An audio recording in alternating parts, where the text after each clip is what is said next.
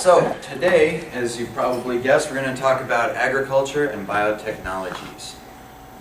So for some of you guys, this is probably a little bit outside of what's normal. Vince, you're a city kid. You see much agriculture out there on Washington Boulevard? No, but I do see biotechnology actually. Biotechnologies? Kind of high-tech, cutting-edge stuff, right? Real It sounds pretty high-tech fancy. stuff. Sounds expensive. They've got a lot of clear green windows. All right. Building's pretty much made out of glass. Joe, down on the island, you guys have a lot of agriculture down there? Yeah, actually. Yeah. Yeah. Like what? What do you drive past every day? I don't want to test it. No? No. Nothing? On the International 650 harvesting. No, I'm just kidding. And then you come up here to school and you spend a nice 8-hour drive driving past the farm fields and all the agriculture upstate. There's nothing else up here, is there? All dairy farmers. Yeah. Sort of.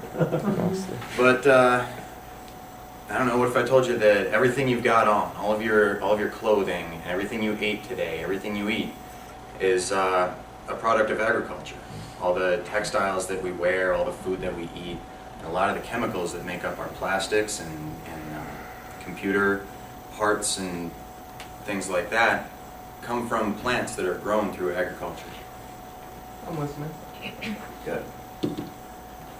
So what is agriculture? The growing of plants and animals for food, fiber, fuel, chemicals, and other useful products. So can anybody tell me what country runs their cars on stuff that grows out of the ground? Germany. Countries? Brazil. Brazil. Every car in Brazil runs on E100, pure ethanol. Comes from, they make it from sugar cane, which doesn't grow quite as well up here, but it's an awesome resource. So, for a little bit of historical perspective, what we're looking at here is the history of human population on Earth. So, from way, way back around 10,000 BC, everybody is kind of a nomad. They're all roamers. They follow the herds. That's how they live. And then we start to see the number of people in the world going up. What do you think? Started building villages. Agriculture. Learn how to grow Agriculture. Sharp today. All right, somebody ate their Wheaties. Agriculture. The agricultural revolution made it possible for us to have the kind of society we think of today, where people live in villages and towns and live together. This is when we first started to be able to produce more food than we needed. It's the difference between gathering food from plants that are already out there to growing food on purpose, growing animals and growing plants in an organized, methodical way. So that agricultural revolution allowed us to allowed the population to keep increasing because we had enough to support that. And we not only that, but we needed more people to produce the food. So it was comfortable. When we get up here, we see this little dip where some people start to maybe die off. What happened there? Any guesses? Plague. Plague. Awesome. The bubonic plague. We'll skip ahead a side. Anybody know what caused the plague? Rats. All right. Why do we have rats now? Why? How come no plague? Why is there? Why were the rats so bad in this point in time? We didn't know where to keep our food and other Correct. articles of human. We didn't have the best system in place. The rats weren't some people like to say it's because of sewage issues and sanitation issues. Didn't help. Definitely didn't create a very good environment to keep rats away. They were happy there, but it was the grain. People were producing all of this food and not storing it correctly, so the rats were just thriving on all this grain. And as soon as this plague broke out, it spread like crazy. Not really knocked the population down. Kind of a big deal in the history of humanity, as you can see by the graph on the previous page. So back to the graph. We have this little hiccup with the plague, and then what happens? Uh-oh. Wow. Medical technology. So, now we have the opposite problem. Now we've got how many people in the world? We just hit 7 billion, right? 7 billion human beings in the world, and we have just as much land space to grow food for them. Is that good for the earth? Not so good. We're going to have a look at why. So, we've got sort of a number of problems that are starting to crop up here, no pun intended, as we have shortages with our agricultural output. Another historical nugget, the Dust Bowl. You guys learned about this already. It happened due to overcultivation. We were trying to produce too much food in the central United States, where the Great Plains are now. We're trying to produce too much food, and we pretty much sapped the soil of all of its nutrients, and it turned into, sand. It's not like the dark, wet stuff that is real fertile that we can grow lots in. It kind of just fell apart. This is a picture from South Dakota, and you can tell it doesn't look too fertile.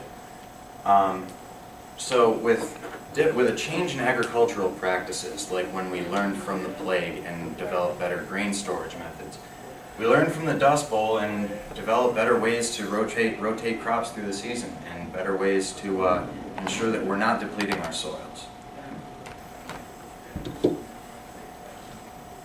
Desertification. Anybody hear this before? This is something that's going on right now in Africa, and it's actually sort of starting to go on here in the United States.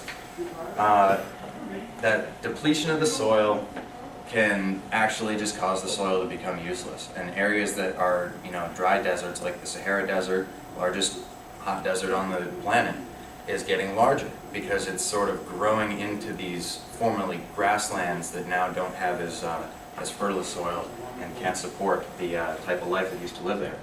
And now, most of the food in the United States comes from California and comes from the Great Plains. And those areas are not, they're not retaining the nutrients. They're growing up into the plants and they get shipped away to us, but we're not sending those nutrients back, are we? I wouldn't want us to.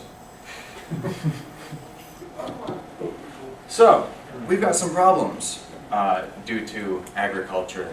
And it's not that agriculture is evil and that it's just causing problems, but it's due to the way that we handle it. It's because of the way that we've been practicing agriculture with our rapidly growing population and the same amount of land space. So we're producing more and more and more, and we're starting to see the impacts of that. Overuse of fertilizers and pesticides are contributing to soil degradation. They can effectively wipe out aquatic ecosystems when they flow downstream and they get out into the rivers and oceans. We're dealing with things like monocultures where certain pesticides can wipe out entire ecosystems except for maybe one type of organism. And these are all environmental concerns. Factory farms. There's an ethical concern where we have to consider where our meat is coming from, how it's grown, and whether that's really what we want. So lots of problems that are on the edge of social media, on the edge of technology, that are all within this field of agriculture. So to dip a little bit into biotechnologies, what do we think about biotech? What is it? Anybody have any guesses, Vince? Is that like yogurt? Is that like yogurt? How do you mean? Well, in yogurt, there's still microorganisms that are going around. On purpose, right? Yeah, that's how they make the yogurt, right? Yeah, so we're using microorganisms to make something else, right? We're using all or part of one type of organism to modify or produce something else. Cool. Very good, like yogurt. Anybody have any guesses as to when this kind of technology developed? Post-World War II. Post-World War II? That recent, huh? When people Think started getting back. sick and they wanted to fix them. Oh! Think back. Way back. Jeez. Egypt. Even earlier. Oh yeah. 6,000 BC. More than 8,000 years ago was the first time that has been recorded that we can really tell something like this happened. Yeast, little organisms. It's not just, it's not flour that is kind of just by itself there. It's they're little organisms, and the Babylonians used them to brew beer 8,000 years ago.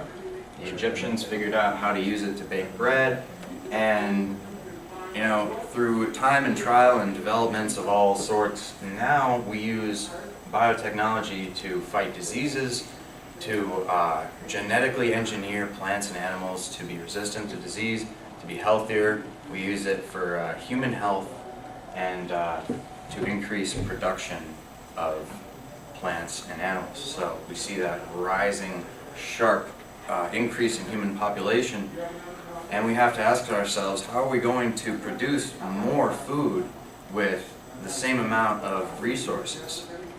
With bioengineering and biotechnologies, we've been able to increase crop production and increase food production with the same amount of resources. So there's lots of ethical issues that are surrounding this. How safe are these bioengineered crops? How safe are these growth hormones and things like that that we use in our food production? And these are things that we're going to be looking into in our class. We're going to be examining those ethical issues, finding out where do we stand, what are the details of those issues. So, as we dig further into this unit, why are we learning about it? Why do we need to pay attention to this? As we've discussed, agriculture is the first foothold of human civilization. It's one of the indispensable methods of production that we use for food, clothing, chemicals, any number of things that we need to survive every day. Biotechnologies is on the cutting edge of this science. It is, it's the way we are tackling a lot of the problems that have been brought about through improper use of agriculture. Does anybody have any questions? All right, get to it.